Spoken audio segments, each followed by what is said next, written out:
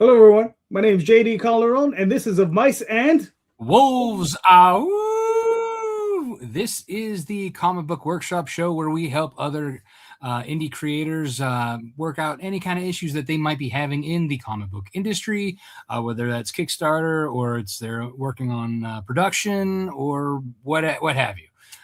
So without further ado, let's start bringing in our guests. Onrie, how you doing, sir? Doing good. How are you? Good. Why don't you tell the good people who you are, what you do, and why you're here? Or at least the Absolutely. first two. We'll get to the why soon. Of course.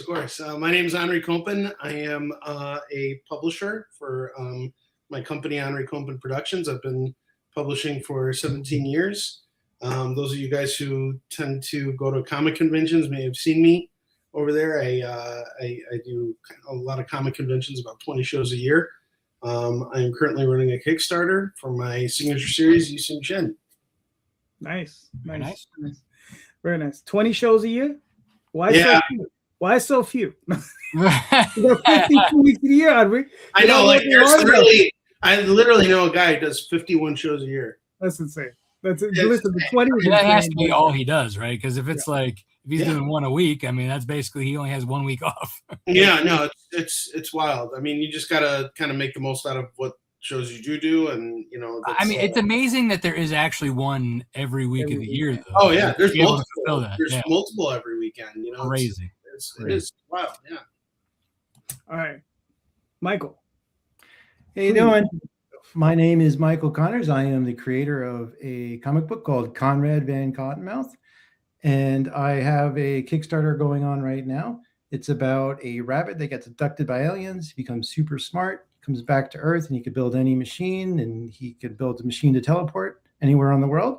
But the thing about Conrad is that he's still just a rabbit. He's nonverbal. He's sort of a catalyst for the story that revolves around him.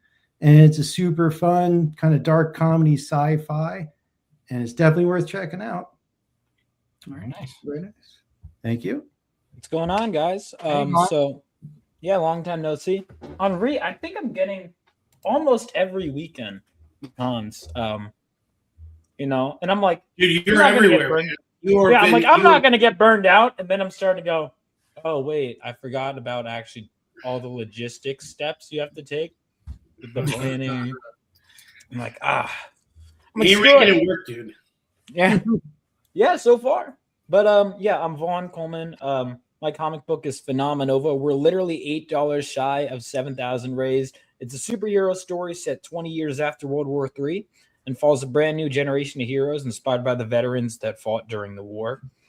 We got our 4th issue now, which is kind of concluding my first arc. So I'm really excited about that. Very nice. Very nice. All right. So now that we have the introductions out of the way, gentlemen, for the way that this show works is that we will take each of you individually, and then we will kind of ask what the issue is that you are having, and then we'll kind of all go. The rest of us will go around and ask clarification questions to try and gauge what you've already done, so that we're not giving you like our thoughts. That's something that you might have already tried, because we want to make this the most productive as possible.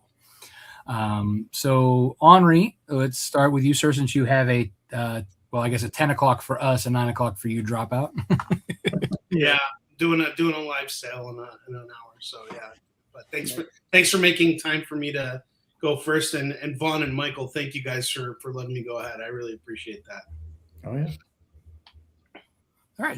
So Onrie, what is the issue, sir, and how can we help? It's funny because just today, that's when I started having issues. So just just today. Yeah, no, I'm not kidding. So last night I hit my 50% line. I went past 50% on my Kickstarter campaign. And I'm like, okay, cool, awesome. I finally did it. And I didn't lose any backers, but my backers decreased their pledges. So I went from being at $2,508 to now being stuck at $2,462. And I'm like, what's up, Paige? How you doing, dude? Good to see you. Or Alfred. Sorry, my bad. He says that. No, he puts his last name first, but he's the man. I love him. Torchbearer is a great series.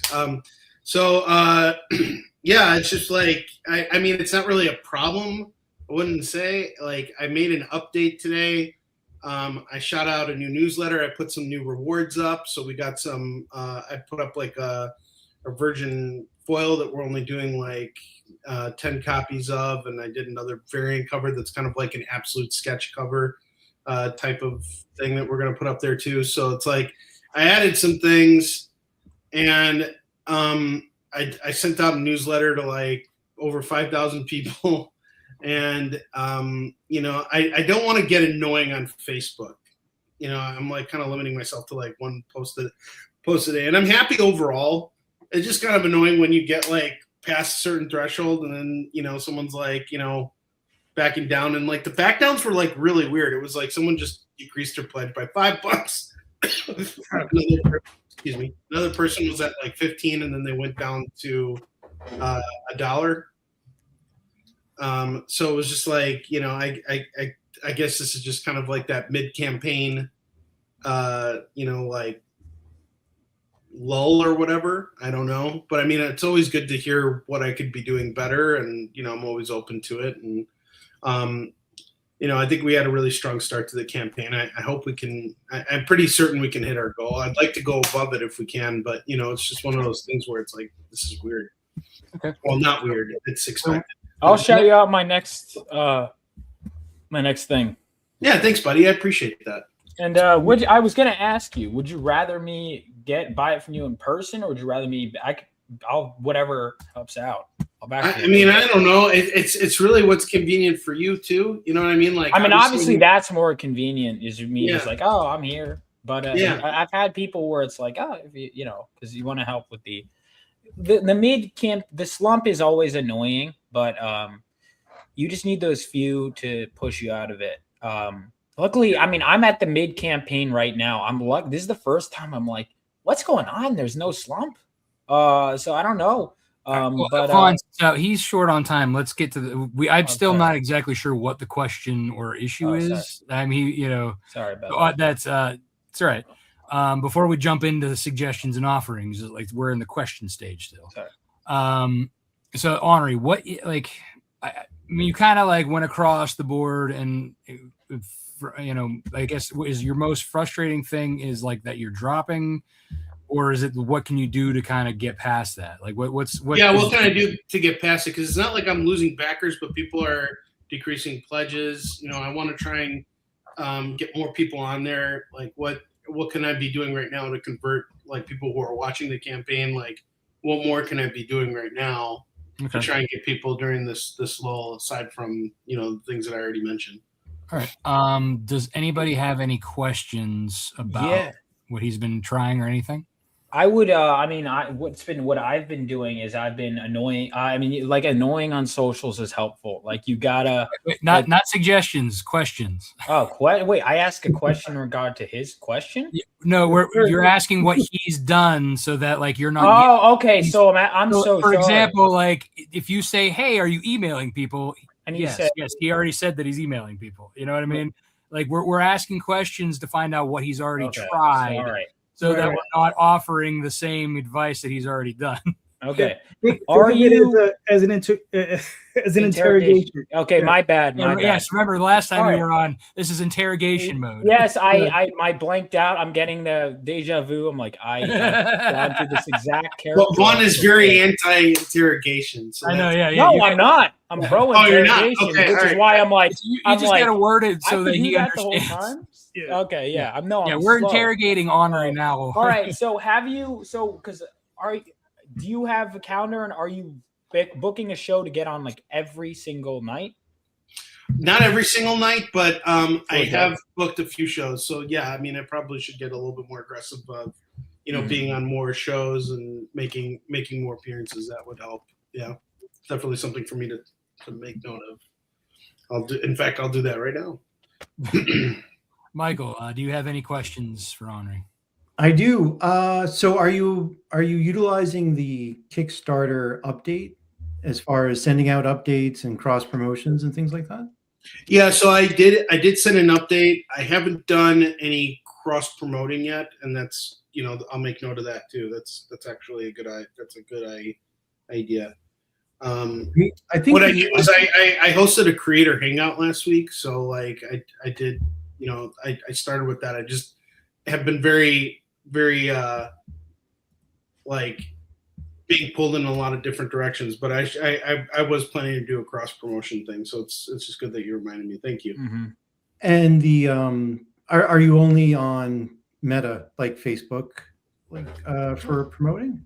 I've mostly been promoting channels, Facebook. No. I've mostly been doing Facebook. I mean, sometimes I'll push on Instagram, but like I find Twitter to be a really fleeting kind of like audience now. So it's like I don't think I've posted anything on Twitter in like a year and a half. I just haven't been using it at all because it just never really did anything for me. And Instagram, I mean, I use it, pretty frequently, but it's just there's so many of these freaking social media platforms now. It's hard to keep track of any of them, like which one I should be using. Like there's Blue Sky now. I don't freaking want to use Blue Sky, like I don't want to use all these, but I get it. Some of them might be better or whatever, but I noticed they're all pretty much the same, and pretty much everybody's got a Facebook account. So I'm like, I have the biggest following on Facebook, so I have been primarily sticking to what I know works for me. Got it. Yeah. That's my questions, I think, for now. Yeah. JD, do you have anything? Not really. So that would be no. I have a few suggestions, which I know you don't want me to give yet. You will save those until the time, sir. They're saved. That's my bad. They've been slotted. All right. Are you using anything like Backer Kit Launch or the new follower update that Kickstarter just put out? No, I haven't been using that. I tried using BackerKit in a previous campaign, and it really didn't do anything for me. I haven't, I'm sure I'm not using it correctly. So I haven't really utilized all these tools. And I don't understand what this new thing allows you to do on Kickstarter. Like I can message backers directly. Like so it's no, the way the following works from my understanding is it's people who have already followed your page, like the pre-launch page, or if they're following you now during the live, you can send a message to the followers who have not backed or an update. Okay. I think it's an update settings. Like, so you do an update like you would everybody else, but I think it's just for the followers. At least from what I read, I could be wrong. I remember Travis mentioning it on his live stream last week. Yeah, last week. So I mean, they just sent an email out today or yesterday about it. Yeah, and I see like, okay, so it's visible to public notifications. Well, like I'm going to the creative update page here, and I don't know how do you target those specific people? Yeah, that's something that I haven't quite figured out yet either, to be honest. But like I said, I just was wondering if you tried it. Yeah, I would like to. I mean, it's a good way to, and I got quite a few project followers. So it would be nice to reach out to these people and be like, hey, we added some new rewards, and I would love that, but I don't know how to reach those people specifically. I don't see it on there yet. Okay.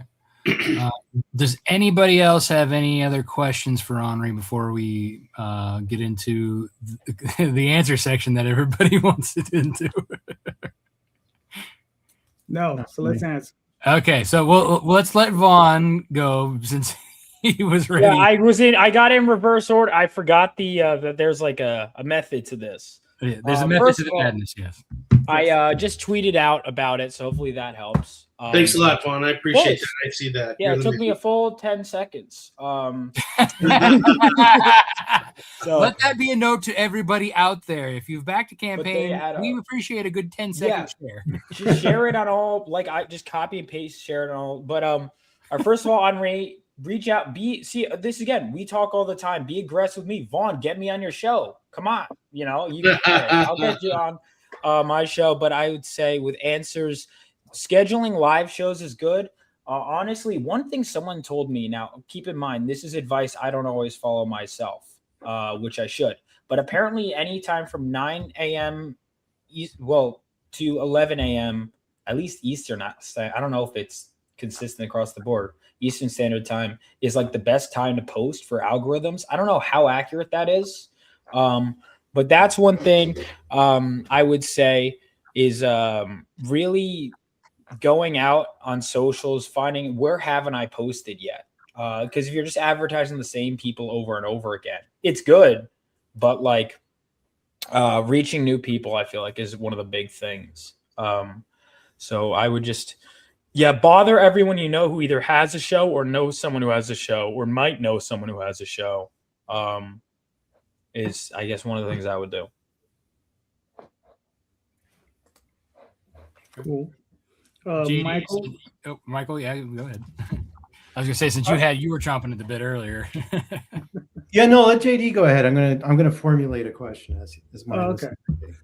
So one of the things I would suggest, and I don't know, you might have already have done this because of course I wasn't ready and I didn't ask the question.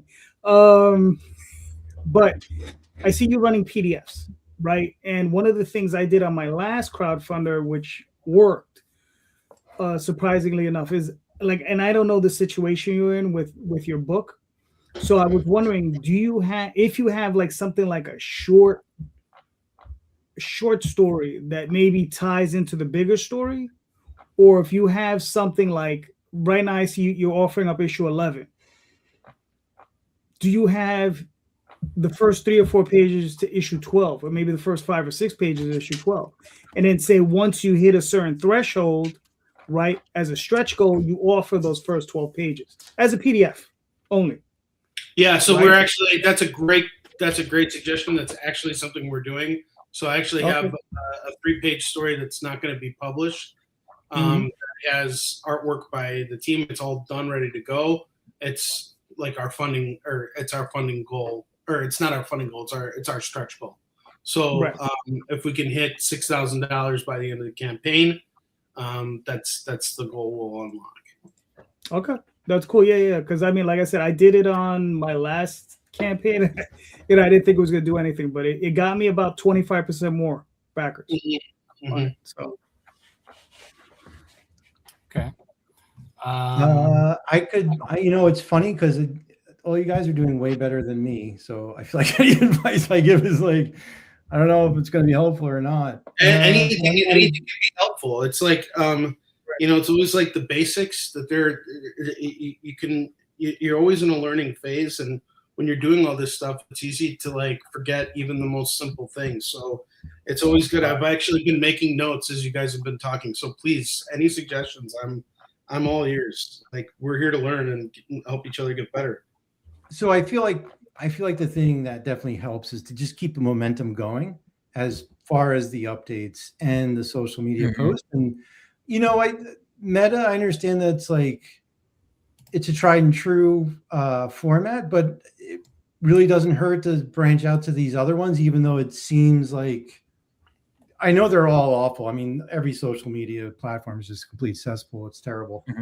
But, other than actually purchasing ads, which also doesn't seem to work, it's just kind of like that. I personally see it as a scattershot approach where you just utilize some of these automated tools like Buffer or something to that effect, where they schedule post and you just kind of have something generate this stuff for you and just disseminate it on all these different platforms and just send it out. It's interesting. I definitely hear what you're saying. I'm definitely going to get on Twitter more now. Yeah, but it's interesting. What I noticed on one of my friends, he's put. You guys probably know this guy. You guys know H.H. Sherman, who's putting out Calico. I know. Yeah. I do. Yeah. So he put up a video today. He just put up an ad, just offering people like a preview of his book. He's got like 1,900 views on his, Facebook ad. I mean, he's launching in a couple weeks, but like, I was like, damn, that's really smart to just put up that, that short little thing and say, hey, you can check out a preview for free. online, that brings eyes to what you're doing. So I was thinking about doing like a reel or, or something like that, Okay. So I have a few things. First of all, this is kind of like a for everybody kind of a mentality to kind of remember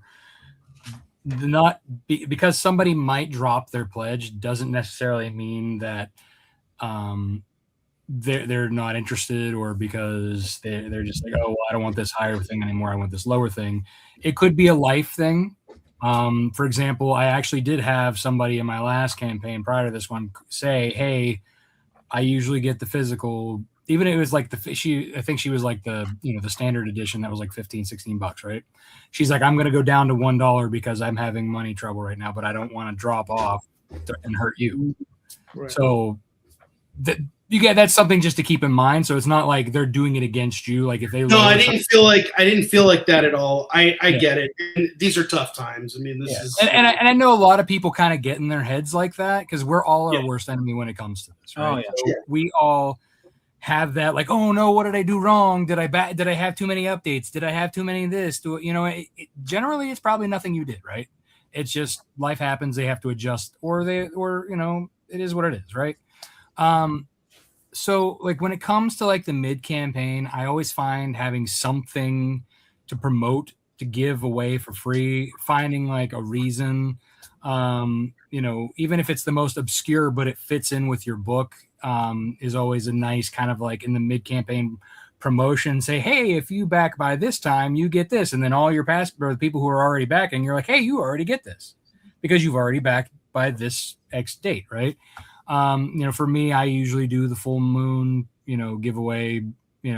I kind of like gauge my, set my dates around the full moon so that I can do that. And that's something that if you have something in particular that is tied in with the book, or just kind of like say, hey, it's so-and-so's, I don't know, birthday or whatever, just to make something up. And you say this character is related to this or whatever, that, you can come up with any kind of, way to tie it in. Right. And give a print, 5x7 print's not that expensive to print out and give, you know what I mean? Yeah. Or like, and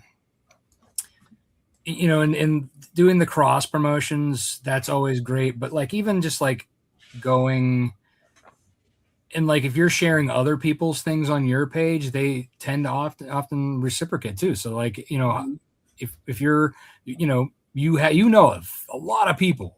So, and a lot of people are live. If you're sharing their stuff to your Facebook page, they thank you and then say, "Oh, well, I'm going to share yours as well." Right? That's kind of it's. Then you're kind of spreading the love everywhere, right? And you are great with being on video. And I've said this to you before, like you are great at selling on video. You're great at selling in person. You need to capitalize on that on any platform you can.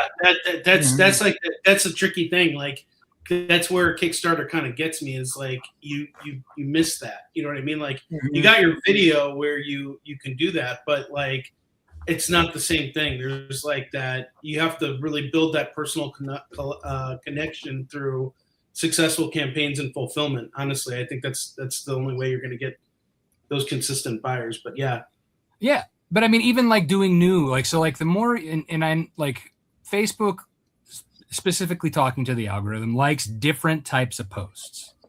Yeah. So the more that and that's, so you said earlier that like you didn't want to feel spammy.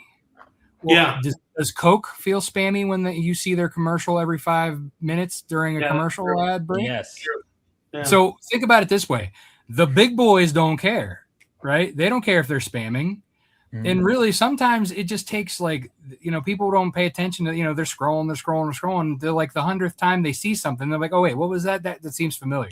And even then they might be like, I'll back it later. And then you need to remind them later. Otherwise, I can't tell you how many times I'm like, I've seen it, I'm going to back it. And then I don't see it again. But if I see it again, I see it 5 more times, I'm 5 times more likely to buy it.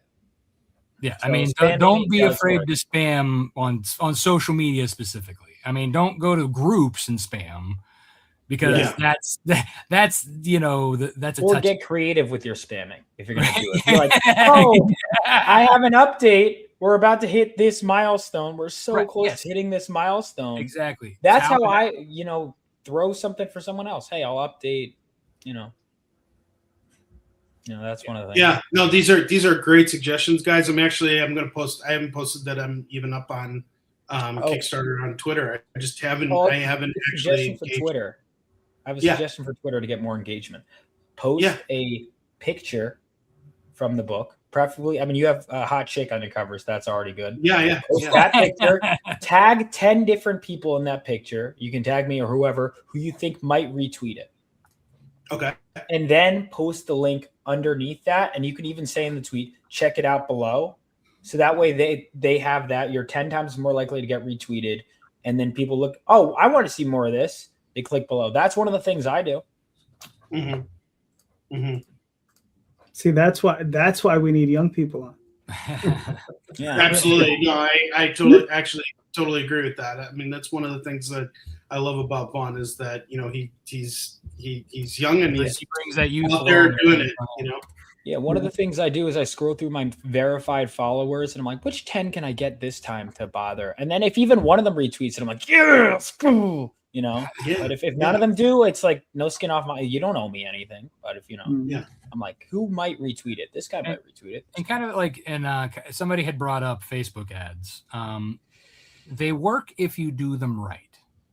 Now, I'm saying this because you can't just go out there and throw up an ad and expect it to happen, right? You need to have your Facebook pixel on your website, and you have to kind of feed that audience, right? That's a building step that takes years to build. It's not something that's going to happen overnight. If you're just doing it your own account and you're just throwing money at Facebook on your personal account, yes, you are definitely wasting money. But if you have a Facebook pixel and you have it attached to your website and you're sending people and feeding back and forth and they're interacting with your posts, your website, all that stuff, then you run the ads. You've already got your kind of a built-in audience that you're feeding off of. And then that's when the algorithm says, this is your audience. We're going to feed these ads to them. That's, again, and I've learned that over time, plus taking Tyler James's classes for Comics Launch. Anybody out there want to listen to his podcast? He's not making a bunch of new ones now, but he still has past ones. But again, that for me, ads have been working. But it's taken me, how long have I been doing this, JD? Since 2018, like doing. How long have you been doing this, Rob? Well, officially 2016. My first campaign failed because I was too aggressive with my funding goal for 20,000. Mm-hmm. But now 20,000 is like a snooze fest for you. Well, now, but at first when I didn't have an audience, that's the other thing is people forget like that they got to build that audience. Kickstarter is the and venue. then maintain it. Yes. Too. Maintain it. Yeah, don't be a dick. But like, and kind of like going to that where we were saying about your friend was, sending out the free stuff to people who are signing up through that ad or whatever. That's something you want to do before, right? You want to get your email list primed with a bunch of new people who are interested in your book, so like, if you have like your first issue that you want to send out for free, go to this landing page, sign up for our email list, you get this for free. And now you're right. Now yeah. No, I did that too. I mean, like, I've also taken Tyler's class, some really great stuff in there. And I mean, there's just so many different things, especially when you're writing newsletters. It's like coming up with the right kind of title for your newsletter, how to engage, and how to create that goodwill on Kickstarter. It's all really important. Yeah. Again, there's a lot of stuff, but I always suggest go into your strengths. And this is kind of going back to you making videos of you selling the book. You have this thing where you rally people around you when you're talking about your book. Mm-hmm. Like your con presence is bar none one of the best. And you show that. And when you're on your shows selling, you know what you're talking about and you sell, right? Yeah. You need to take that same energy in a reel on Facebook, on Twitter, or TikTok or whatever, any reels that you can put out there in that same little thing, and just, or do like, let's say you do a half hour straight of talking about this stuff, all this stuff, doing how you would talking to somebody at a con. Break that up into several talking points that are specifically good to hit and put those out as like 2-minute reels. And you can spread that out, schedule those. And that means, and you don't have to, you can do that in like an hour, just scheduling all those out. And then you have a couple days of content that you don't have to post because it's already spread out. Mm-hmm. Yeah. Even just different ways to pitch your book to keep it fresh. Yeah, this is all such good food for thought, guys. Thank you very much for taking the time to look at this and to really give me your thoughts. I really appreciate it. Yeah, I mean, Onrie, the first time we met was at Steel City Con, but you don't even remember it was just there. Really? Yeah, was it at Steel City? It was at Steel City Con. Probably, I would say 2020-ish, maybe 2019, somewhere around. Yeah. And it was, I wasn't tabling at the time. I happened to be there with my wife and kids, and you chopped me with the bookmark, man. Like, and I bought every book you had at the time. Man. And then like when we met again online, I was like, hey, I know this guy. No, dude, I've honestly have been really impressed with what you've done, and again, you have a really great book that sells really well on my show, and it's always great to see other people succeeding in this field and to learn from them. So I appreciate all you guys, and meeting all you guys is great. Yeah, like I said, you use your strengths, man. That's you got it. You know what you got to do. Just boom, sit down and do it. Yep. No, that's that. I mean, I'm doing it. I'm already doing it. It's like, no, I'm not kidding. Like what Vaughn said, I just did it right now. I'm literally I'm like, have I done that today? I'm like, stupid. Yeah.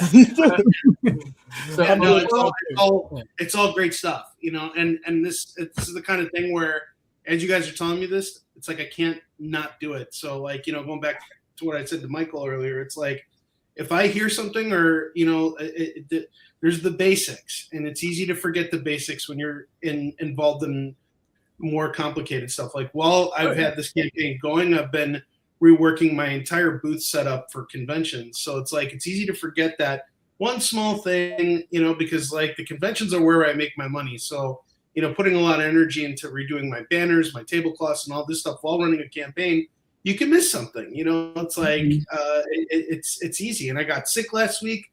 All kinds of things happen. So when you just get that reminder, and again, Rob, what you were saying, like, don't be shy about being annoying. Like, well, Coke's annoying. There's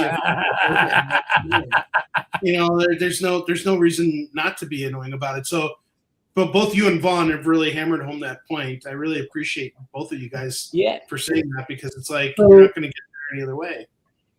So I'm going to give you the opportunity to just, pitch it to us. Absolutely. Yes, let me pitch it. So, Eastern Shin is about is a comic book trilogy that I've been publishing for the last 17 years now. It's about a Korean admiral that actually existed. He was outnumbered against the Japanese samurai, and he never lost a battle against them. So, as I mentioned, it's a 12-issue series. We just published issue 11, so that's being printed now. And we already got our advanced copies in. So the books are actually arriving in Chicago, 3 days after the campaign finishes. So we're expecting rapid fulfillment on this. And it's the second to last issue of the series. Our books have seen multiple printings. Our very first issue has seen 11 printings. And every other book has been reprinted a few times already. So we are trying to fund that 11th issue, which introduces a new character. We added some really cool rewards today. As I mentioned, we're doing a foil variant, which is the A cover with it's a version of the 11 cover, and it's going to be done foil. So that's it right there. So we're doing a foil of that, and then if you scroll down just a little bit more, you'll see what we're going to do here. So we're doing this sketch variant cover 2. We're only doing 10 of those. They're available as a reward tier and as an add-on. And any book you get comes signed by me. We're also going to be hooking you guys up with new bookmarks, and our stretch goal reward is a special story that's written by our editor Chuck Pino, and it's going to be awesome. It's going to tell you more about this character we're introducing in this 11th issue. She's this really sexy, crazy, weird character that I think you guys are all going to love. And and I'm always at comic conventions, and I'll be doing a live sale in about 20 minutes, and I'm just going to be showcasing all kinds of comics. I've been reading comics my whole life, big fan. We've got a huge collection, and I'm obsessed with our industry. I love this. I love this game. Cool. So you're at 72 backers. You got 14 days. You're about your midway point. So, you got some you got some hustling to do, but you'll make it. Yes, sir. Definitely Okay. have some. And Onrie, if you want to get on my show, let me know when you're. Yeah, I do actually. We were talking about that. I'll message you. I'll message you later on. And If you want to do it tomorrow, let me know. If not, we'll find another day. Yeah, no, tomorrow's actually perfect. I'm not. Okay, cool. Do anything during the day? During the day's fine. Yeah, we could do during All right, the let's day. do something. All right, let me know when it works. Yeah. Cool. All right. Yeah, thank you guys so much. I appreciate everybody. Thank you for letting me go ahead. Yeah. Thank you for being so understanding. And And Onrie, if you want to, I don't know if you're available, but on the 3rd, I have a slot if you want to come on. That's a Sunday. I know you got shows, so I don't know. No, actually, I don't. The third's perfect. Yeah, it's 2 days. Come on, for before our rookie campaign. numbers. Even I got a show that day, and it's my sister's birthday. Come on. Wow. Look at this. I learned from him, by the way. all I right. would ask him what shows to do. I'm in. Count me in for Sunday. Vaughn, we'll do something tomorrow. Looking forward to it. Sounds good. All right, cool. Yeah. So I hope that we helped. Yes. Oh, you guys absolutely helped. This is great. I love it. You guys keep JD, Rob, you guys keep doing what you're doing. Much respect to you. Mike, Vaughn, good luck to you guys with your campaign. I'm sorry I got to duck out. I'm going live in 20 minutes, and I just got to make sure everything looks pretty before I hit that button. No, Take care, gentlemen. Thank you again. Thank you so much. God bless you guys. Take care. problem. Good luck. Yeah. Rob, good luck to you too, man. Kick some ass on that campaign. All right. Michael, so how can we help you, sir? So I think I'm in a sort of unique position that I'm single creator, doing everything, working full-time job, and have twin kids. And I'm trying to find that spot where I go beyond just having this small engaged audience and with just me creating this, and then going to the next level, to the next plateau. Like, how do I build this out further into a sustainable business? Okay.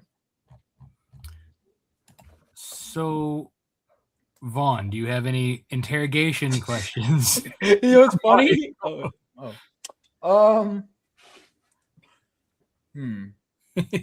Because these are great questions. Interrogation questions. See, now I know the prompt and I'm blanking out. I guess. All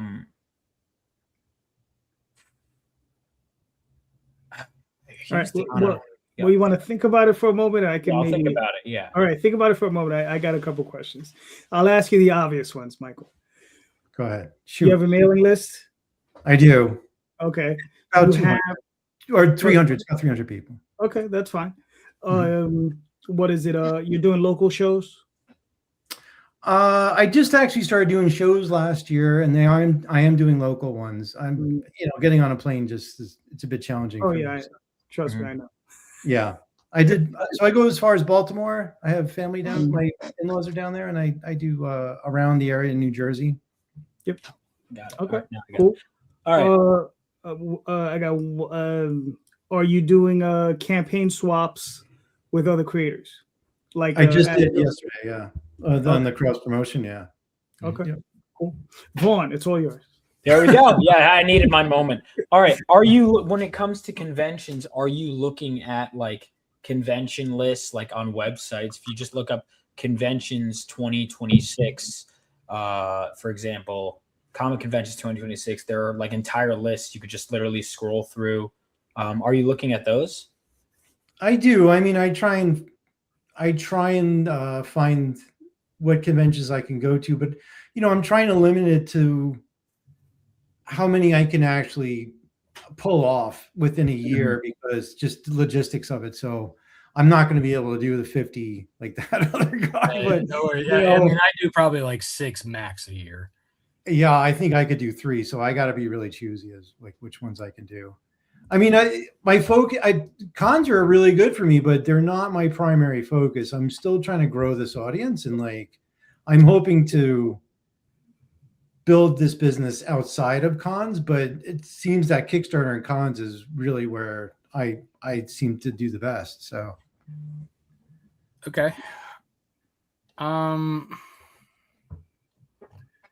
So I haven't seen the campaign yet, so I'm sure I'll have questions about that a little bit. But when you're what issue is this you're doing? Is this one? This is 3. This is issue 3. Okay.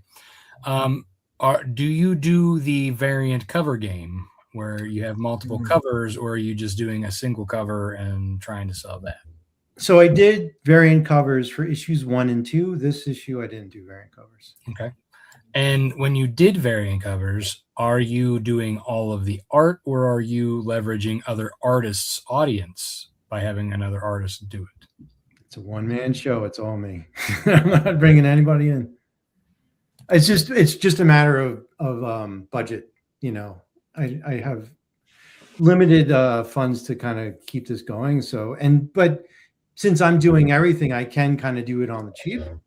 So this is where that question kind of comes, is like, now how do I scale this? Bringing in other artists, bringing in other. Okay. So you said that you have an email list. How are you cultivating that email list? Are you just reaching out to people at cons when you go, or are you going online and saying, hey, sign up? Are you doing a free book or a free offer of any kind? Like, how are you building your list? So it's actually pretty interesting because I've listened to JD's show a lot, and I'm like every week I'm like listening to you guys, and I've gotten a lot of great advice from it. And one of them was to have a sign up list at the con table and say, here, buy the book. And if they don't buy the book, say, well, that's okay. Sign up for the con. I will sign up for my list, and I'll give you the book free. And that works. You're having the people who are buying it sign up too. Yeah, I mean, yes, that's true. I should pivot a little and have them sign up as well. But yeah, you should. I do get a big list of at the end of the con. They're all scribbled. Maybe 30% of them I can't even read, and then I like sign them up into my marketing account, and it works out great. I have the free sign up on the website, but I don't get the traffic, and I don't get the funnel's not working. I just redid the website, but it's not engaging the free signups as much as I'd like. I think I've gotten like 5 since I've implemented it. So I definitely have to investigate why that doesn't work as well as I'd like, or just get more traffic to the site. Maybe it's just so. Speaking of traffic, how are you pushing people to the site? Because that is going to be, just because you built it, it doesn't mean they're going to come. No, exactly. That's artist trade covers. I'll have to check that out. I'm not really, so driving traffic to the site's also a challenge. I mean, because as like everybody here, I'm faced with going through this terrible interface of meta ads, which are just awful, and checking out how the conversion's working, and then redoing the ads, and then I redo the ads, and meta just messes up everything. I'm really not a fan of that platform at all, and so doing paid ads either through Meta or TikTok or any of these other places that I could find. But like I said, I still have limited budget, so I don't really want to like keep focusing on that. But I do push on social media on just Facebook groups and stuff like that, and like Reddit and other places like that. Although Reddit could be quite challenging too, because quite often they just kind of there's a lot of noise there. Yeah, and they just yank you for. Reddit mods. They want to do that. are like What's the that? worst. Reddit mods with god complexes. Yeah, it's They're like, I have power. I'm gonna ban everyone. it's a gatekeeping. Yeah, it's kind of hard. Crazy. They're like, Well, I'm navigating that whole complex landscape with very limited funds. So as you can imagine, I'm not getting a lot of traffic. it's tough. I have one more question, and then if anybody else has one, we can jump in or go to the answers. So how many campaigns have you run so far through Kickstarter or any other crowdfunds? 3. Just the 3? Oh, Okay. I've done 3, but I've done 2 with Fund My Comic. And they were incredibly bad. So, like, literally one backer each time, one backer. And I was like, that's amazing. It's like, because same exact campaign, just on Fund My Comic. It's just not my bag, man. I don't know. no offense to them, because I commend them for actually doing the site and putting it all together, but they don't have the tech, the algorithm that Kickstarter as a giant is so basically it's Juggernaut going against an ant. Yeah. And I'm not talking Ant-Man.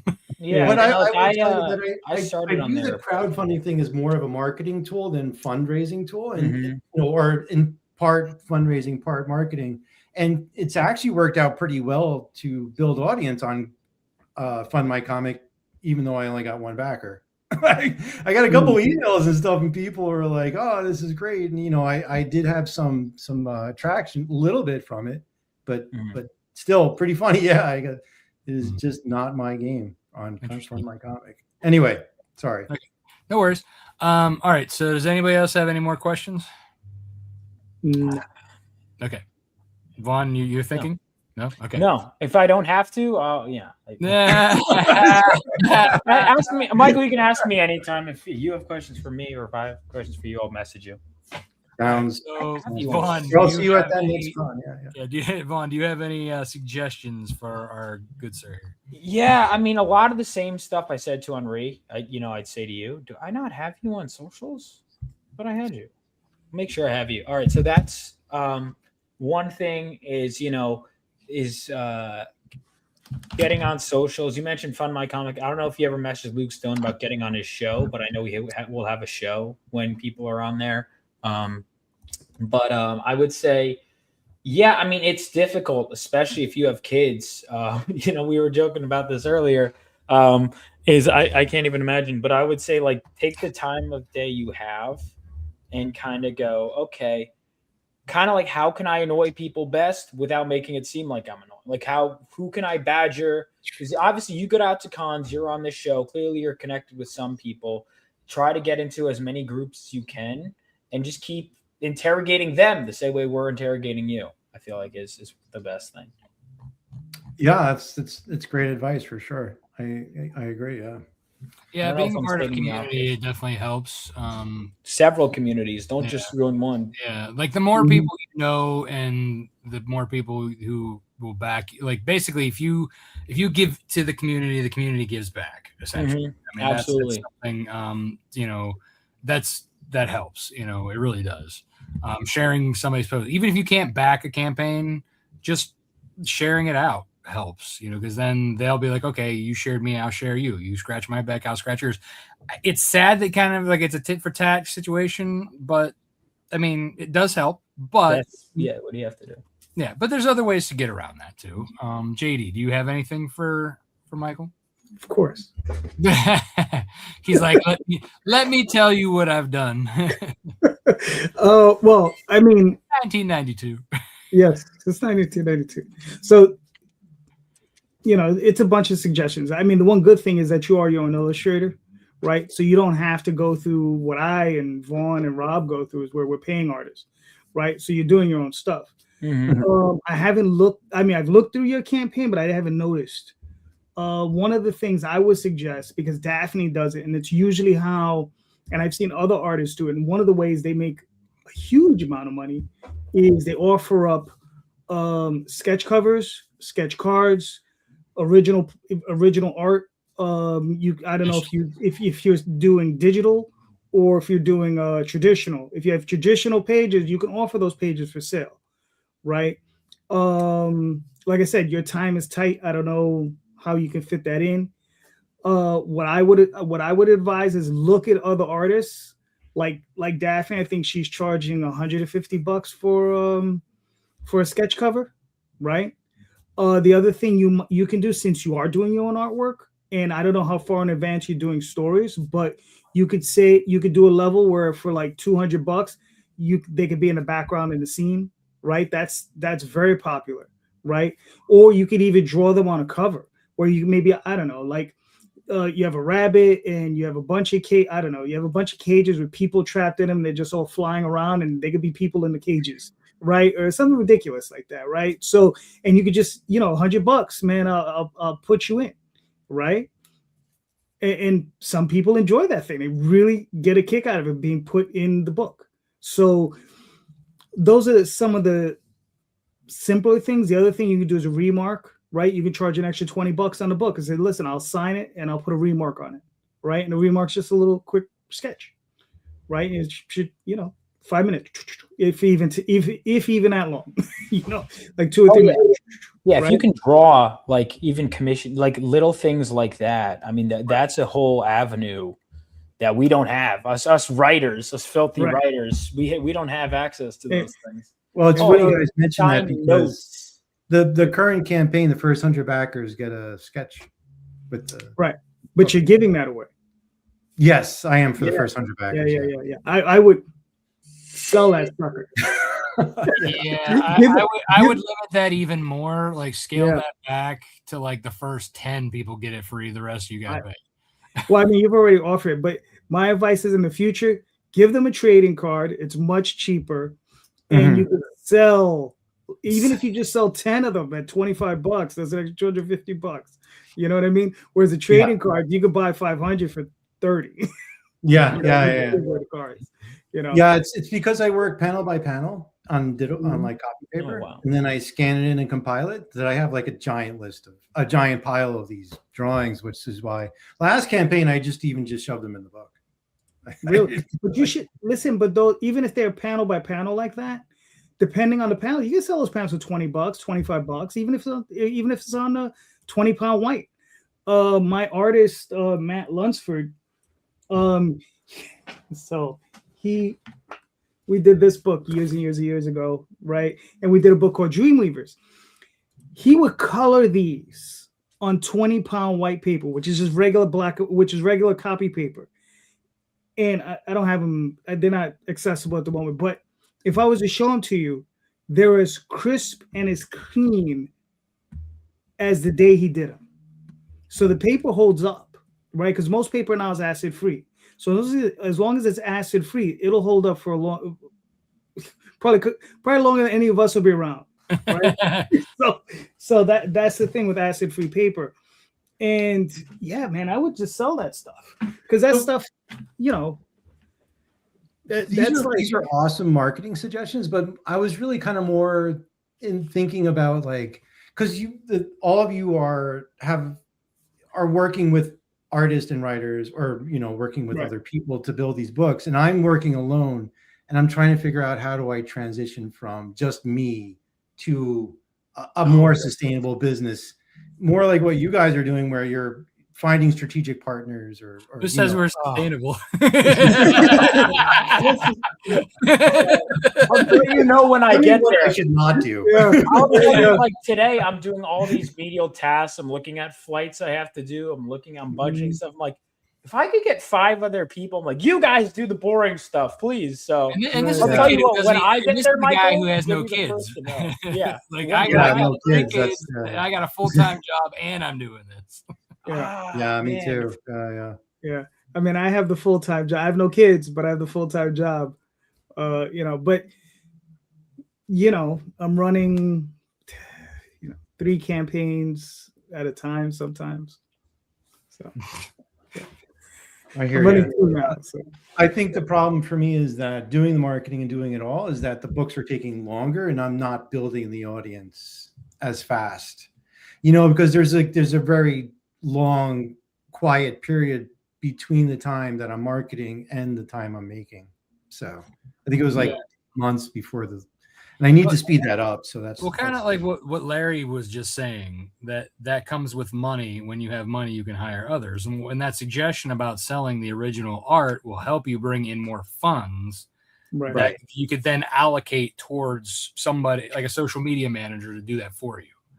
Or somebody, you know what I mean? Like that's kind of like what, the more you have to allocate, like for me, like obviously I'm putting everything I'm making back into this and then some. Like I'm still, putting money if I need to ahead, and then recouping it later, but it's all recycling back in. Right. So it's for me, it's like, all right, well, what can I do because money is fungible, right? So you can kind of take things from here, there, everywhere in your campaign, as long as you're making sure you're fulfilling. Again, that's the key. You fulfill first, everybody out there, because there's people out there who are still screwing people. So don't do that. But once you have enough extra funds that you could then like allocate towards other things, it's just like, okay, well, what do I need to focus in now, right? And you're right now you're talking about how you want to get more funds to get more people, but you also want to get more people. So it kind of is like, all right, well, so if I can figure out how to make the funds now with my audience to then put that towards a social media or marketing person, even if it's a part-time thing. I mean, if you get somebody like Nita Lanning, doing it part-time, like she's, if you have, but that's the right person, right? You don't want to find like one of those companies who are emailing you out of the blue, right? There are actual people who you can trust, but they're not coming to you. You know what I mean? You have to go to them. Yeah. So like once you find those people and you have that trusted relationship and they can handle your stuff, then you can kind of go back and start, okay, now I'm going to really focus in on the art because I got somebody who's going to market it for me. Right. So it's kind of like a catch-22. Yes. More people is very important. I find that backer count is the most important. Yeah, However, I agree. Like, but if the way you're thinking, you want to get more people to help you so that you're not just a one-man show, then that's a funding thing, right? So you kind of have to capital, yeah. So that, again, I think what JD was saying about original art, that's great. You have that advantage that we don't. Right. Yeah. Like I said, I would suggest like the remark stuff that you can do fast, that you know you can do fast. Sell it, man. Sell it. And honestly, yeah. I mean, you can't. Obviously, you already made a commitment on this one, but you got more in you. So the next one, the next one, or you can come up with a whole totally different. Hey, I'll do commissions for covers, right? Yeah. That's so add that as an add-on or a tier, right? You can do that for a tier for any like one of us who's looking for cover artists, right? And your art's pretty good. I just checked out the campaign while we were kind of sitting here. So I mean, it's not like it's schlubby art. You got good art, and you could sell your services as an artist to help you. And because it doesn't necessarily always have to be a physical thing. As far as like a tier, you can have I'm going to commission a cover tier kind of thing, So I don't want to take too much time, but I one quick question: what is your thoughts about partnering with like a publisher? Is that because depends. I know it's difficult to do, but is it more of a challenge to work with a publisher, or is it? So basically, if you sign up with a publisher, you still have to do all the marketing. Right. So you're basically giving them half your money or more, depending on the deal, for you to do the same amount of work. But you're getting the distribution. Yeah, but distribution comes after you've built up an audience for yourself. Because really what distribution means is more money out of your pocket, because you're probably going to be the one printing that, unless it's Image or somebody bigger. But if you're working with somebody like SourcePoint or one of those sized publishers, you're going to be printing the books and they will distribute. I will fight Robert on this one. Well, not fight Robert on this one. Right, because it's not everyone. Right, it depends. I didn't say everybody, but I'm saying there's a lot of them out there that. I don't know who you're dealing with, but I would say stop dealing with them. But I would suggest, Larry's good buddy, someone I'm also being published through, is Antarctic Press, right? Right. No, I've heard Well, Ben. well, Ben. Ben Dunn, Dunn. Mad But I cool would say guy. that Ben Dunn and Antarctic is another level up. They're like Yeah. they're like right below Image in my mind because they've been around long enough and they know what they're doing. But the thing with That's not the same level. He's a brilliant guy, but, Ben. but the thing, well, we could debate numbers and all that other stuff. Like there's a lot of stuff involved there, right? But the thing with Ben though is he will not stake any claims to your work, to your IP. The only thing he will ask you, like if you do your book and you say, look, I got 4 issues, there's only one demand he'll have from you, and that is that you complete the series. That's it. If you want to walk away afterwards, he's gonna be like, yeah, good. Yeah, that's the other thing is you have to have an entire series in the bank if you even think about working with a publisher. Yeah. Well, I guess the takeaway is that a publisher is really only beneficial if you come with your own audience, your own capital, and your own resources. Well, if you have the entire story done and printed or ready to be printed, and they like it, then if it's say like in the case of Ben and Antarctic Press, they will print your books if they like your stuff and you have an entire story done. Right. And you don't have to put any money to that. Like Ben covers printing, he's gonna cover distribution, he's gonna cover all that stuff. But he is going to take his discretion whether he likes it or not. Correct. And I think you have something that he would enjoy. I do. Yeah, I do. I'm just curious about the whole. Yeah. I'm still learning the ecosystem because I've always looked at it from as a reader as a kid, and now as just a guy with midlife crisis making a comic book. I don't know, So like, where do I fit in? And now I'm like just one guy with this book, so I'm trying to navigate that landscape. But I let you guys. On to the next. The thing that I would tell you to watch out for is when you do end up, like, if you end up with some of these bigger companies, pick one. It doesn't really matter. What you got to watch out for is those people who are going to try to, when you read the contract, it says, oh yeah, well, we'll own the IP for throughout time and space, or they'll own 50% of the IP and your logo and the title. When you see stuff like that, you run.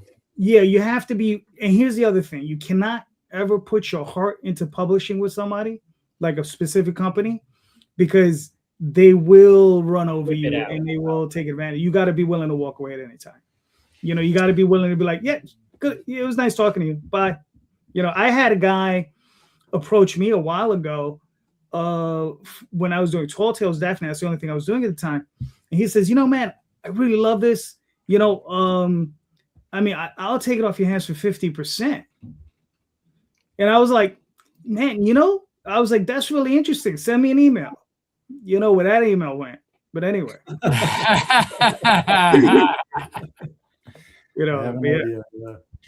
are the things you got to watch out for. Yeah. So, but, if you're going to go the publisher route, I would always suggest trying Ben specifically, because I think that your book would fit in. Oh, thanks. I appreciate it. Yeah, I'm just trying to understand. Like I said, I'm just trying to understand the ecosystem a bit better from getting into it. But yeah, this is good stuff. All right, cool. All right. So, did we help even a little? Oh, absolutely. Yeah, this has been great. I'm having a lot of fun too. All right, cool. Vaughn. Yeah. So, here's the thing. A lot of these questions are perpetual questions that I, of course, have myself that have been answered. But I guess kind of a different spin on it I want to ask is, how do I get close with more people in terms of I'm getting my books out? Let's say I'm always trying to advertise to new people. How do I get more people to spend that money when they see it? How do I get more people to really back on my book? Because now that I have eyes on it, I want to get that backer number up and I want to keep it going. How do I really get people to close it? Okay. Who has questions? Michael, do you have a question for Vaughn? I'm trying to think of a question. Other than you have mailing list, you have a marketing apparatus in place that's working. Oh yeah. I assume. Oh yeah. It seems, the campaign looks fantastic, so Thank I you. assume you do, because it's really great. And I know you do cons. I see Vaughn at cons like all the time. So Oh yeah, he's constantly going. No, I mean, I really kind of don't. I'm curious to know, what the other questions would be that you guys would have, because I'm not really sure myself. Okay. All right. So you want to know how to basically what you're asking is that you want to know how you can get more people to jump on in general, or on Kickstarter, or at cons. Like, I guess which is, or all of the above. Yeah, I mean, I guess no. My mindset is when it comes to Kickstarter specifically, right? Since I'm promoting that, how, because people want to promote, they want to look at book. How do I better get people who are seeing my Kickstarter? Okay, you're on the page. How do I get them to back? Like, how do I get them to really close the deal fast, or like really secure those backer numbers? Not just the sharing it out and hoping someone will back, but like, how do I really? What's the fastest way to close the deals? Is what I'm wondering. I mean, I have to be honest with you, Vaughn. Mhm. Like, you're doing a lot of the things you're supposed to be doing already. No, Seriously, like no joke. Like, you do it a hell of a lot better than I do, because I'm like, yeah, I just throw it up and whatever, and I'm barely on social media. So the thing, like I said, I see you doing everything correctly. There's only one thing that I think you could do, because I know you've been in touch with various professionals, right? Mhm. Like you got it covered by Buzz, right? Oh, the man. Yeah, I've known Buzz for like 40 years, Mhm. so but yeah, Buzz is the man. Man, cool. I haven't seen him in like 5 years, but but it's been a while because I haven't been to a show. But Yeah. but I think one of the things you can leverage, since you're at so many shows. Are we in the answers? Or are we no longer? Oh yeah, because you have questions. You had a question? No, I honestly, I think I'm ready, because I was looking at his page, and I have a lot of page suggestions. Oh, okay. Yeah. Because I'm like, because I'm of the mind. I'm like, because I look at his page and I'm like, well, you're doing it's you. I've heard you. He's doing you, and he's not doing right what he wants. You're doing everything, like, by what I see, you're doing everything correctly, right?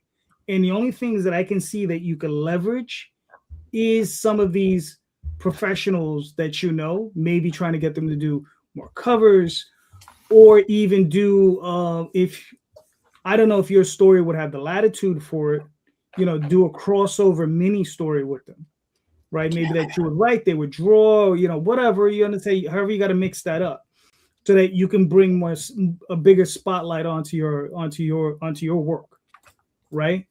The other thing I would suggest is, if you can get it, because you're at shows, you're obviously coming across editors. I don't know if you've ever pitched yourself as a writer to some of these other platforms. But I should. You can get into Dynamite. You could get into one of these other companies doing IPs. Obviously you can get into Marvel and DC. You don't do that, but if you can get into a place like Dynamite or one of these other companies, that's something because I hear Barucci is pretty easy to approach, when it comes down to that sort of thing. So, all right. I mean, he's a Jersey guy too, right? Or is he Philly? I think he's Jersey. Okay. I don't know how I've never seen him. Like, maybe if he doesn't do shows, then if he doesn't do shows, you're never going to see him. Then I'll find him then he might as well be in space. I'm not going to his house. Well, one of the things you might be able to do, though, is if you're in Jersey, you find he's in Jersey, he has an office. They have offices, right? Mm-hmm. I've been, when Neil Adams was around, God rest his soul, I went up to the continuity offices. You can go sometimes visit. Did you meet Buzz there? No. Oh, okay. I met Buzz when we were in high school. Oh, that's really? how long I've known him. Yes. Oh, wow. We're both I think he was my friend who went to school with him. He was a junior, and Buzz, I think, was a senior. Oh, okay. So yeah. But sometimes you can make a visit to the office and maybe talk to an editor, and maybe they'll introduce you, walk you around. And with that type of thing, you like you were telling Onrie, you kind of have to be a pest. Mm-hmm. You have to constantly say, I got an idea for this, I got an idea for this, I got an idea for this. And the more obscure characters you pick of theirs from their library, I think would be best, right? Because they own what is the Chaos Comics? Not characters. just Vampirella and Red Sonja. I gotta Right. do. But they also own the Chaos Comics characters. Look into some of them. The sexier ones would probably be the easier pitches. Oh yeah. And then pitch those. Like come up with some ideas and just keep pitching those, because they own it, and I don't think it'll cost so much to produce a book. And if they see there's value in it, they'll obviously pick you up, and you'll be able to attach yourself to that, and then carry forward. Awesome. Yeah. But it's a road though. It's a road. It's a tough one. I'm not gonna tell you it's easy. Well, I'm in comics. Easy is a term that has disappeared. Yeah, I was gonna say Yeah. that. Yeah. All right, JD, are you good? It sounds. If you got your critiques of my campaign page, run at me. I'm ready. Get a paper. Oh and pen. yeah, Rob, go. Yeah. Go for So, it. all right. Yes, you have a lot of good-looking stuff. Mm-hmm. Not knocking the page. Good-looking covers, all that, right? You know what I don't know? What? If I never met you, I wouldn't know who the hell you were. Who I am? Okay. There's no who you are. There's no why you're doing it. There's no why you love this story. The only thing you have for your team is this very tiny little box that has all these tiny little pictures with these tiny little names. Okay. No, sir. No, you want to tout your team. You want to put their bios on there. You want to put links to their stuff. Because one, that also gives them incentive to share your stuff because you're sharing their stuff. So your team, your preview pages are like, there's like 2 or 3 there, maybe, but no lettering. How do people want to trust that you got a good letterer? You know what I mean? Like you have over 200 people. That's great. You've done 4 campaigns. That's good. You've probably generated a lot of that from the names on your covers, from your going to cons, which is something you should definitely leverage for sure. I mean, you should always be like, when you're at a con, be like, hey, my next issue is going on Kickstarter, or it's on Kickstarter, right? Because even if they bought just one there, or if they bought the first 3, like just get them to that Kickstarter no matter what. Be like, listen, I'm probably not coming back to this con next year. It might be a couple years, or I might not be back. Who knows? If you want to continue the series, get on my list, join, right? Mm-hmm. So, but when it comes to the campaign, when you're looking for new people on the platform who have never met you, you want to give you basically are not only are you selling your book, you're selling yourself, right? They want to know, like, the cover game works for us if we sell ourselves with it as well, because one, the collectors want to come and collect, but they also want to buy from somebody they know, like, and trust. If they only see dollar amounts with cover art, they're gonna walk, unless it's a not safe campaign. That's where a lot of people, I think, who make a lot of covers and go in with a story that's safe for work, get that misconception. The cover game all over the campaign only works for not safe campaigns. They don't really care who the writer is at that point. They're just like, ooh, I like them boobs. You know what I mean? So when you say cover game, just so cover game. So like where you have your covers all over your page, right? You don't have like kind of like actual like tiers marked out or anything. You just kind of have like the big pictures of your covers. Yeah. And then like who they are. But like that's a thing, and you don't have a lot of other content. Think of Kickstarter like a giant search engine.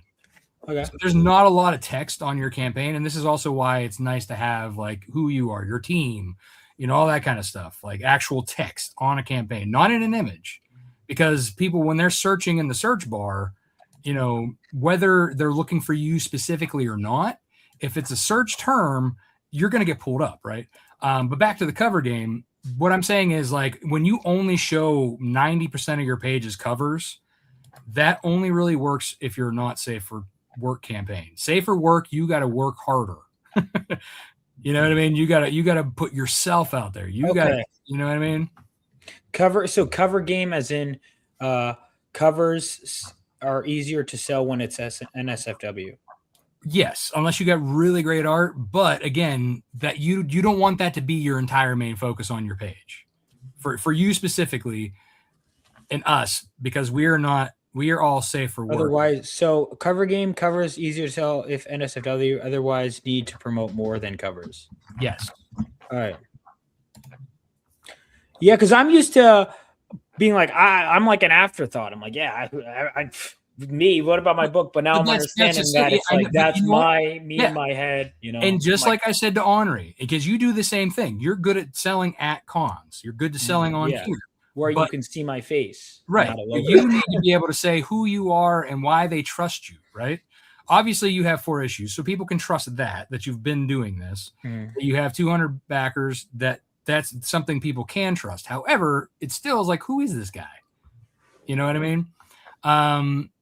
And your team, like, who's the artist? I don't even know who. Like I said, you got that little block down there. I'm like, who's the artist on the book? Who's the artist on the covers? You know what I mean? Like, you want to be able to have something. So, like, if you go to my campaign, I mean, you can scroll for days on mine, but I have everything blocked out specifically for a reason, the way I do it. And the other thing too that you should be able to capitalize on, because you have sold so many books at cons and you've done several Kickstarters, is you have no social media or no social proof that people own your book. Get pictures of people holding your book. When they're at a campaign, take a picture of them holding it. Or like when you're sending out your surveys, be like, hey, does anybody, will let somebody, would you be interested in taking a picture holding your book so I can put you on the next campaign to show, for me, like, I call my backers my wolf pack. I have a bunch of pictures of, like, it's a GIF, like, of bunch of people on my campaign, right? You could do the same thing. You have, I'm sure you have a community inside your book that you could kind of cultivate, that your readers are these people as well, right? Yeah, that's another thing too. I'm like, Vaughn Marion just did the 600th Green Lantern issue, and here I am just like, oh, he's Vaughn Marion. You guys know who he is. Well, I mean, that's kind of, I have him on my campaign. I didn't once write that. So now I'm looking at it from like outside of my narrow headspace, and I'm like, so thank you. This has been helpful. Yeah, I mean, there's a lot of things like tout everything, anything that is like the page is your biggest marketing tool, right? People can just go there on a cuff and and if they see all the touch points, they'll be like, oh yeah, oh that's cool, really? Oh man, this kid knows what he's doing, and he's this young. Damn, you know what I mean? Like, for real, I wish I could go back in time and have Kickstarter when I was your age. And I'm sure the 3 of us agree to that. Yeah, I'd still screw it up. But my point is like, at his age though, like, he has a long time to screw it up and figure it out. Right. I mean, but my point is like, people want to see those things to make them feel comfortable, as well as like, wow, this has got a lot of great stuff. And as JD said, you have a lot of networking that from cons that that you can leverage too. Like, if you basically give them your first issue, like Billy Tucci, have him read your shit and then give a pull quote. I've tried. I have a quote from him. But I'm like, he's like, yeah, I'm sure it's good. Okay, well, so maybe since he's not as responsive, but a lot of other people. You have me, you have Onrie, you have JD. Yeah. We may not be big names like Billy Tucci, but in the Kickstarter community, we have names. Yeah, right? I should do that. So yeah, if any of you guys want digital copies, Yeah, I mean, for real, man. Like, seriously, reach out to any of your peers, any of your already existing audience who has your books. Be like, is there somebody who's like a couple people who have religiously backed all 4 of your campaigns? Yeah, I have. I used so many quotes from issue 3, and then I was just in such a rush because I was for the conventions. Don't be an Onrie. No. That's not exactly what he said. I know. Yeah. His quote is much more expansive. Right. But I'm like, hey, Billy, did you actually read my books yet? And he's like, I don't have time. I'm like, all right, which is fair, you know. I mean, no, that's fair. That's fair. I mean, he is He's pretty busy. He is a busy yeah. man. But there are people in the different levels who've read it. You guys are very kind. I wonder if I hope Buzz read it.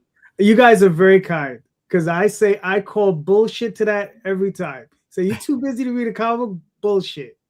Because I guarantee you spent 3 hours watching TV or scrolling on your phone. You could have read my fucking comic book, lazy bastards. Because I listen, I read a lot of comics. You know what I mean? I read a lot of them. So it's like, I'm like, no, I'm sorry. Everybody has time. Everybody has 15 minutes. I don't give a shit. You know? Very unforgiving about that. Fuck that. I was like, don't tell me you're too busy. You're not the CEO of Disney. The CEO of Disney is busy. The CEO of Ford Motor Company is busy. You are not busy. Okay? Unless you have 19 kids and they're all 2 years old. All right, then you're busy. But aside from that, you're not really busy. Sorry. There's my rant. And I will rebut you. I am busy, sir. I will only read it if somebody's asking. Go read a damn comic. I don't care if you're sitting on the toilet. Go read a damn comic. I gotta say, when I really dig this branding, Rebel Oasis, where'd you come up with that? That's awesome. I came up with that. First of all the names I was coming up with were taken. Like all the Torchlight Studios, Torchfire Studios, all these other ones were taken. And I had my friend basically was interrogating me. He was like, what's something that means something to you? Why do you create this? He was kind of doing like this. What does it mean to you? And I kept digging down and I'm like, you know what? Well, I want to create something like I'm just doing my own thing. I'm sick of all labels, companies, whatever. I just want to do my own thing and have a nice place where people can escape. So kind of like, and then I was like, it's like kind of rebel and it's kind of like, and I kind of like, oh, this is a rebel oasis where it's like you get to escape and just, this is our own thing. And I don't mean like I'm anywhere. Have you promoted? Have you exactly this story?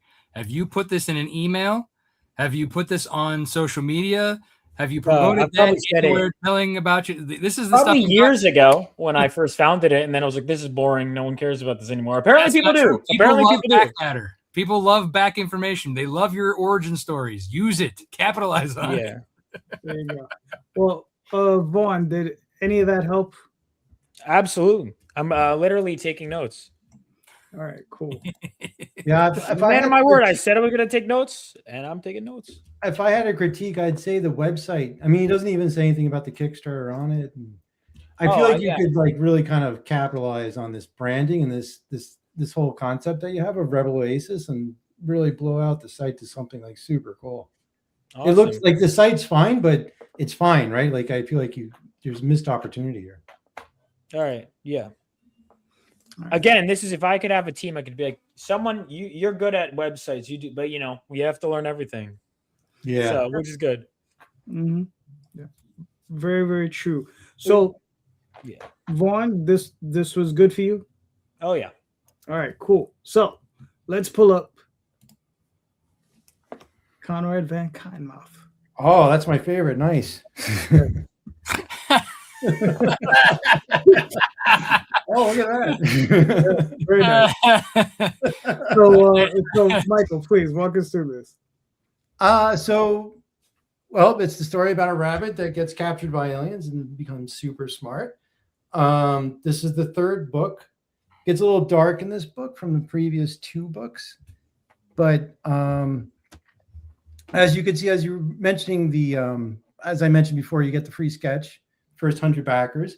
I am actually selling inked pages, the final ink pages. So this one, I kind of broke it down to like affordable tier, mid tier, and then whale tier, like the larger tier for people who can afford it. So I kind of, because my audience, I'm still growing audience, that I spread it out among these tiers. And as you can see, some of the interior pages, and this time I am also printing these postcards. So the idea is that at the end of book 2, Conrad and this main character, Amanda, decide to just travel the world together because he can teleport. And so these are postcards from their like locations and stuff. Nice. And there is an oracle that foretells the future of how this rabbit's going to save the world. And there's government agents that are trying to figure out how to tap into this rabbit that can do, these crazy things. But no one can seem to be able to control him because he is just basically a rabbit. The story is kind of like how the aliens just dumped this weird technology on us, and we can't figure out what to do with it. It's like in our ridiculous world, a teleporting rabbit kind of makes sense. And it's a 4-part arc. So my original plan was to break it into 4 books. Each book is about 40 pages. And then at the end of the 4th book, I'm going to compile it into a 1 trade paperback or graphic novel.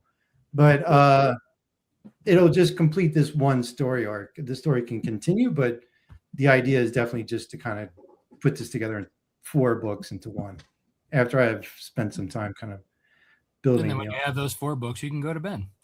Yeah, exactly. Yeah, that's exactly what you can do. Very nice. So, all right. So you said you got the 4 issues. Well, And 3. I have 3. I'm on 3 now. I'm making 4 now. All right. Well, that's an interesting question. How long do you think before you get to that 4th one? Like, what's your schedule looking at?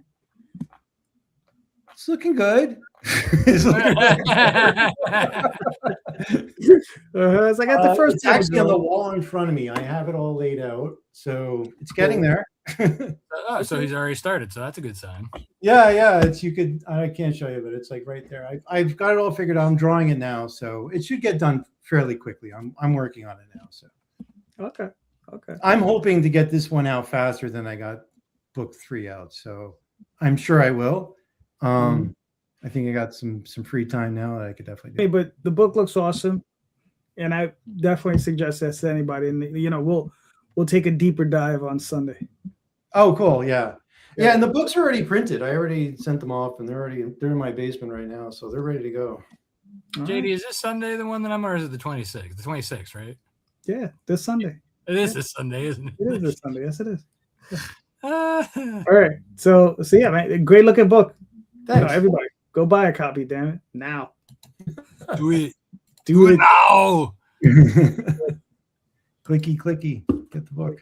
Quick. All right. Thank you very much, by the way. Oh no, listen, man, it's a great looking book. It deserves, all the press it can get. Thanks. So now, Vaughn, what are we looking at? Yes, I was literally adjusting because it's like I have the link on my website if you click the issue 4 cover, but it's like, why would anyone think of that? So I was literally, while you were doing that, I was taking your suggestion, and I was like, anyway, I'll fix that later. So this is Phenomenova. It's a superhero story set 20 years after World War III. In the first 3 issues, we followed Galvanite as he got struck by lightning and tries to become a hero with his own makeshift costume and stop a heist reactor. We see him begin his training. We also see the team's perspective as they tried to stop the reactor heist. And things didn't go very well. And now we're basically recuperating. Miles is taking the chance to really get things right this time. And he wants to redeem himself in the eyes of this team that he's been training to join and prove himself once and for all. We're really bringing everything and everyone together in this issue to really, this is what it's all been building towards, is Phenomenova as a team coming together, Galvanite joining the team. And so it's a really exciting issue. We're basically kind of concluding this first story arc, or the first part of the story arc, whatever you want to call it. It's a really exciting issue. And I am very excited. We also do have a fan art contest that is ending soon. If you have any artists in the chat that want to submit, the winner gets their piece in the book. Yeah, there we go. We got the first 3 issues on the campaign. We have that splash page everyone liked so much that especially me, and I was like, all right, that's a mini print as well. Screw it, I have the art already. Then we have another mini print featuring some other indie comics characters. So that one is also available as an add-on. And then we've got more. You could get stickers, of course, and then whatever issue 3 variant covers, because they're always limited, were left from the Kickstarter that are at the fulfillment center. I'm like, don't ship them to me. Throw them on the campaign, because we're going to go right into issue 4. So if you want to get any of those covers you might have missed for issue 3, knock yourself out. And if we hit 20K, we will get a stretch goal trading card. And the thing is, you might say, oh, that seems unattainable. Crazier things have happened, and I've gotten close to that most times before. I have not had a single day where I haven't had new backers come in, and we're at the midpoint. So if you want this, back this book, keep it up in the algorithm, and you will be rewarded in kind. All right, very nice, very nice. And you have, I think, 15 more days. 15 more days. Yeah. 15 more days, and we're so close to 7,000. So every little bit helps. My OCD, it's really bothering me. We were literally like $8 away at the start of the stream, and you know what? Someone pulled out during this stream. I'm gonna blame you. No, I'm kidding. Oh, It's because you didn't sell yourself.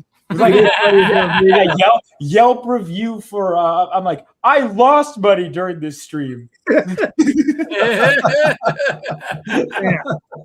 Terrible. No, it's been great. Thanks for professionals. All right. Very nice. But here we go. Rob. Mr. Multari. Yeah. So this is Snowpaw Volume 1. This collects the first 4 issues of Snowpaw. Plus, now we have all 4 short stories added to the book. They were stretch goals by guest writers. And so we got 16 additional story pages. It's got pinup art, all kinds of great stuff. So it's a total of 152 pages. And it has a hardcover with a faux leather and die cut that I designed myself. So you can consider me a cover artist now, as well as a gorgeous soft cover by the illustrator Mog Park. Very nice. Very nice. All right. We're not going to go through the whole thing because, yes, we can scroll for 3 days. All right. This is not that show. We'll do this on Sunday. All right. But look, you're doing great. You got 233 backers. You got 16 days to go. You're 14K. You know, you're always killing it. So, you know, great job. Thank you. Very nice. Real quick, let's pull up Adventure Finders by Rod Espinoza. This is a book that I'm actually working with Rod to put out because I'm kind of like the de facto publisher of this, but it's Rod Espinoza. He's out of the Philippines, so he can't do any Kickstarters. So we're doing it for him. And this is... He's printing the book, not JD. What? What? But issues 1 through 5 of his Adventures Finder series. I believe there's going to be 3 more books after this one, but this is the first, and it's a 240-page book, so it's kind of chunky. We're offering it in trade paperback. We're offering it as a hardcover. We also have like signed book plates, and we have remarked book plates that are available, so you can go check that out. And yeah, man, and we're doing a crossover. Crossover print, yes, with Rob. So if you back his campaign, you back our campaign, you will get a print. All right, and this print was done by Rod Espinoza. So there you go. You get a print. Exactly. Everybody gets a print. You know, real quick, I'm running my Magi's Grace issues 1 through 3. This is a catch-up campaign. So this campaign is already ran and fulfilled, but we're doing it again because we're crazy like that. I got a few new covers. That actually works. I'm doing a few more covers, and these are them. This is by Mannix Francisco, and we have another cover by More Arnie, and I know I'm destroying this person's name. And this is a cover that Rod Espinoza was very kind enough to do for us for this campaign. So it was really cool. And we have our Lena die covers, and we have covers by other individuals in there as on the stretch goals. And these are some of the interior pages by C. Michael Lanning, the series artist and my partner in crime. And look, there's a picture, and there's a picture. Anyway, so and there's blurbs. And there's blurbs, yes. And so go check it out. Thank you. All right, we made it. We made it to the end of the show. Thank you, gentlemen. This was awesome. Miss Onrie, that was great. But let's start with Michael. Michael, please, where can we find you and your work, sir? You could find me at conradvancottonmouth.com and are on Kickstarter. But everything that you need to find me is on that website. Social media, Kickstarter link, everything. All right, cool. Vaughn, where can we find you and your work, sir? Yes, you could find me on my just updated website. Thank you. I literally just added a box that says back to Kickstarter. You click on that. So if you click at the image or the anyway, thank you so much. I'm already applying the advice. You can go check me out on my website. Check me out on my YouTube channel. Looks like I'll be having this guy Onrie on tomorrow. Seems like so. Just search my name on there. You can find, of course, my Kickstarter. And yeah, that's where you can find me. All right, cool, Mr. Rob. Yeah, you can find me pretty much on any social platform at Lone Wolf Comics. I'm only really actually active on Facebook, X, and Instagram. You could also find me on those three at Rob Multari. Snowpaw.lonewolfcomics.com is the short link to the very long Kickstarter link that I'm not going to repeat out. And lonewolfcomics.com is my website. Yeah, so there you go. All right, cool. And JD, where can they find you, sir? Instagram, Twitter, Facebook, all those different places.